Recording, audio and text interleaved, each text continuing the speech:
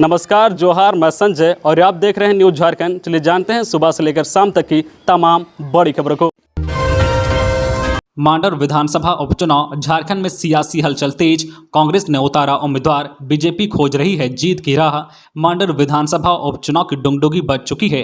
23 जून को होने वाले इस उपचुनाव को राजनीतिक दृष्टि से काफी अहम माना जा रहा है। सत्ता पक्ष और विपक्ष के लिए प्रतिष्ठा का सवाल बन चुकी इस सीट को हर हाल में सियासी दल पाने को बेताब हैं। महागठबंधन की तरफ से जहां इस सीट को जीतने के दावे किए जा रहे हैं, वहीं बीजेपी ने उपचुनाव परिणाम से सरकार के अंत की भविष्यवाणी की है। 2019 के विधानसभा चुनाव में गठबंधन की तरफ से यह सीट कांग्रेस के खाते में थी, मगर इस सीट पर जेवीएम प्रत्याशी के रूप में खड़े बंधु तिर्की ने जीत हासिल की थी। वर्तमान समय में बंधु तिर्की कांग्रेस में हैं और आय से अधिक संपत्ति मामले में उनकी सदस्यता रद्द होने के बाद उपचुनाव में कांग्रेस ने बंधु तिर्की की बेटी शिल्पी नेहा तिर्की को अपना उम्मीदवार बनाया है। कांग्रेस जहां बंधु तिर्की के नाम पर चुनावी जीत की जुगत में है, तो बीजेपी इस सीट को 2019 में गंवाने के बाद फिर से लेने की कोशिश में है। उपचुनाव में बीजेपी की ओर से अभी तक प्रत्याशी की घोषणा नहीं की गई है। जानकारी के अनुसार बीजेपी इस क्षेत्र से 2014 में चुनाव जीतने वाली गंगोत्री कुजूर को चुनाव मैदान में उतारने की कोशिश में है। निर्णय, शिक्षा मंत्री ने मध्याह्न भोजन प्राधिकरण के प्रस्ताव को दी मंजूरी। स्कूलों में हफ्ते में 5 दिन मिलेगा अंडा। राज्य के सरकारी स्कूलों में पढ़ने वाले कक्षा 1 से 8 तक के बच्चों को अब मध्याह्न भोजन में सप्ताह में 5 दिन अंडा मिलेगा। झारखंड राज्य मध्याह्न भोजन प्राधिकरण के प्रस्ताव को शिक्षा मंत्री जगन्नाथ महतो ने अपनी सहमति दे दी है। प्रस्ताव अब योजना प्राधिकृत समिति को भेजा जाएगा। योजना प्राधिकृत समिति से स्वीकृति मिलने के बाद प्रस्ताव कैबिनेट की सहमति के लिए भेजा जाएगा। जून के अंत तक इसकी प्रक्रिया पूरी हो जाने की संभावना है। मध्याह्न भोजन के लिए 60% राशि केंद्र सरकार व 40% राशि राज्य सरकार देती है। हालांकि अंडा के लिए 100% राशि राज्य सरकार देती है। राज्य में लगभग प्रतिदिन 33 लाख बच्चों को मध्याह्न भोजन दिया जाता है। अंडा अतिरिक्त पोषाहार के रूप में दिया जाता है। जो बच्चे अंडा नहीं खाते हैं, उन्हें फल देने का प्रावधान है। स्कूलों में वर्तमान में सप्ताह में 2 दिन बच्चों को अंडा दिया जाता है। प्रति विद्यार्थियों को 1 अंडा देने का प्रावधान है। हजारीबाग के चौपारण में भीषण हादसा, ट्रक ने पीछे से कार को मारी टक्कर। वैगनार आगे चल रहे वाहन से टकराई, हुई क्षतिग्रस्त, परिवार सुरक्षित। हजारीबाग जिले के चौपारण में हुए भीषण सड़क दुर्घटना में एक परिवार बाल बाल बच गया है। चौपारण प्रखंड के जीटी रोड पर दनुआ घाटी में गुरुवार सुबह 9 बजे 2 बच्चों के साथ साथ माता पिता वैगनार कार से रांची से बिहार के मुजफ्फरपुर जा रहे थे। इसी दौरान ट्रक ने पीछे से वाहन में टक्कर मार दी। इसमें कार अनियंत्रित होकर आगे चल रहे दूसरे ट्रक से टकरा गई। 2 तरफा हादसे में कार का अगला और पिछला हिस्सा पूरी तरह से क्षतिग्रस्त हो गई, लेकिन कार में सवार सभी चारों लोग पूरी तरह से सुरक्षित बच गए हैं। कार की स्थिति देखकर यह अनुमान लगाना मुश्किल है कि ऐसी भयानक दुर्घटना में सभी लोग जीवित बच गए होंगे। चारों लोग को हल्की चोट आई है। झारखंड में प्री मानसून का असर, अगले 3 से 4 दिनों तक बारिश का अनुमान।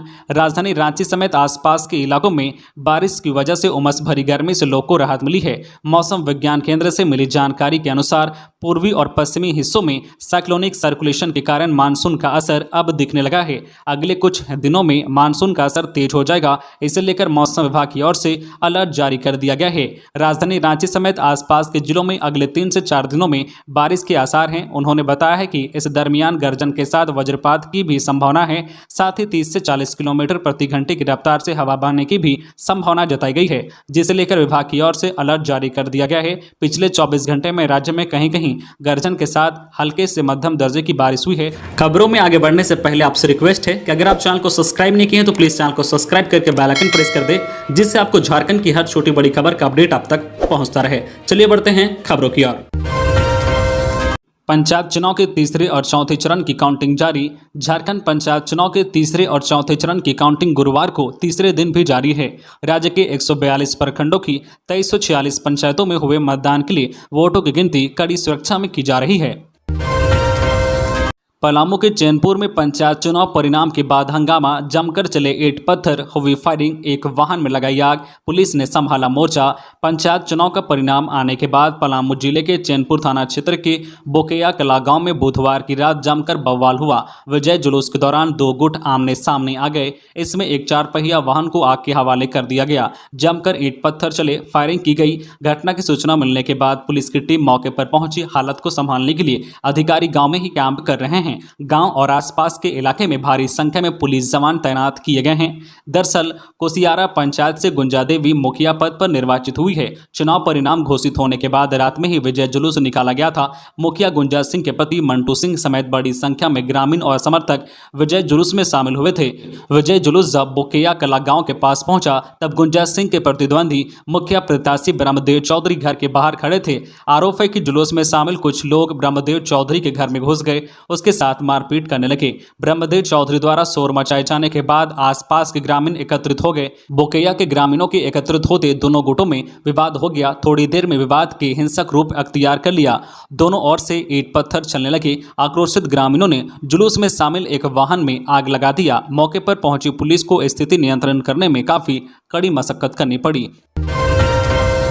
जेईई मेन की परीक्षा 21 जुलाई से होगी। नेशनल टेस्टिंग एजेंसी एनटीए ने जेईई मेन 2022 के दूसरे सत्र की परीक्षा की तिथि घोषित कर दी है। दूसरे सत्र की परीक्षा 21, 22, 23, 24, 25, 26, 27, 28, 29 और 30 जुलाई को होगी। इसके लिए आवेदन की प्रक्रिया 1 जून से शुरू कर दी गई है, जो 30 जून तक चलेगी। 30 जून रात 9 बजे तक इच्छुक अभ्यर्थी आवेदन कर सकते हैं। ऑनलाइन शुल्क रात 11:50 तक भरे जा सकेंगे। एनटीए के अनुसार वैसे अभ्यर्थी जिन्होंने पहले सत्र का शुल्क जमा कर दिया है और वे दूसरे सत्र की परीक्षा में शामिल होना चाहते हैं, वे आवेदन कर सकते हैं। बालू खत्म होने से 11 मंत्रियों के बंगले का काम बंद, अफसरों में मची खलबली। रांची शहर में बालू खत्म हो जाने की वजह से पहली बार बन रहे झारखंड के 11 मंत्रियों के बन रहे बंगला का काम रुक गया है। कांटाटोली फ्लाईओवर का भी काम रुक गया है। इसके अलावा बालू नहीं होने की वजह से स्मार्ट सिटी में कोई काम नहीं हो रहा है। बालू खत्म होने की जानकारी स्मार्ट सिटी ने जुड़को को दिया है। जुड़को के द्वारा रांची के उपायुक्त छवि रंजन को पत्र भेजकर बालू उपलब्ध कराने की बात कही है, लेकिन उपायुक्त के द्वारा किसी प्रकार का जवाब नहीं मिल पाया है। जुड़को फिर से उपायुक्त को पत्र भेजने की तैयारी कर रहा है। मंत्रियों का बंगला और स्मार्ट सिटी को तैयार करने वाली कंपनी ने कई दिन पहले ही बालू की समस्या पर पत्र भेजकर जुड़को से कहा था कि समय पर बालू नहीं मिला तो काम बंद हो सकता है, लेकिन जुड़को के द्वारा इस पर ध्यान नहीं दिया गया और बालू खत्म होने पर काम बंद हो गया। इधर कांटाटोली में फ्लाईओवर का निर्माण का काम कई माह के बाद शुरू हुआ, लेकिन कुछ ही दिन चलने के बाद काम बंद हो गया। सहायक अध्यापकों के प्रमाण पत्रों की होगी जांच। राज्य के 60,000 सहायक अध्यापकों, पारा शिक्षकों में वैसे शिक्षकों जिनके सर्टिफिकेट की जांच अब तक नहीं हुई है, उनकी जांच की जाएगी। इसके लिए सभी जिलों और प्रखंडों में सर्टिफिकेट की जांच के लिए शिक्षकों से प्रमाण पत्रों की प्रति और राशि ली जा रही है। कई जगहों पर उन शिक्षकों से भी राशि ली जा रही है जिन्होंने पूर्व में भी राशि दी थी, लेकिन अब तक सर्टिफिकेट की जाँच नहीं हो सकी है। एकीकृत सहायक अध्यापक मोर्चा ने इस पर आपत्ति जताई है। मोर्चा के रांची जिला अध्यक्ष मो शकील ने सर्टिफिकेट जांच के नाम पर उगाही नहीं करने की मांग की है। उच्च एवं तकनीकी शिक्षा विभाग का आदेश। झारखंड यूनिवर्सिटी ऑफ टेक्नोलॉजी में 72 अनुबंध कर्मियों की नियुक्ति की होगी जांच। झारखंड यूनिवर्सिटी ऑफ टेक्नोलॉजी जेयूटी में आउटसोर्सिंग कंपनी के माध्यम से की गई 72 अनुबंध कर्मियों की नियुक्ति की जांच होगी। उच्च एवं तकनीकी शिक्षा विभाग ने मामले की जांच के आदेश दिए हैं। इसके लिए उच्च एवं तकनीकी शिक्षा विभाग के संयुक्त सचिव की अध्यक्षता में 3 सदस्यीय कमेटी बनाई गई है। कमेटी को 15 दिन में रिपोर्ट देने को कहा गया है। इस मामले को लेकर SNUI ने धरना प्रदर्शन किया था। आरोप था कि यूनिवर्सिटी के अफसरों की मिलीभगत से अयोग्य कर्मियों की नियुक्ति की गई है। हाईकोर्ट के एडवोकेट राजीव कुमार ने भी विभागीय सचिव को पत्र लिखकर मामले की जानकारी दी थी। रांची एयरपोर्ट की बदलेगी तस्वीर। इस माह शुरू होंगे 2 नए एरोब्रिज। रांची के बिरसा मुंडा एयरपोर्ट पर इस माह 2 नए एरोब्रिज शुरू होंगे। इससे यात्री सीधे विमान में प्रवेश कर पाएंगे। कल सांसद संजय सेठ की अध्यक्षता में एयरपोर्ट सलाहकार समिति की बैठक हुई, जिसके बाद यह जानकारी दी गई। अधिकारियों ने यह भी बताया है कि 5 मैट्रिक टन क्षमता वाला कोल्ड स्टोरेज भी इस साल के अंत तक बनकर तैयार हो जाएगा।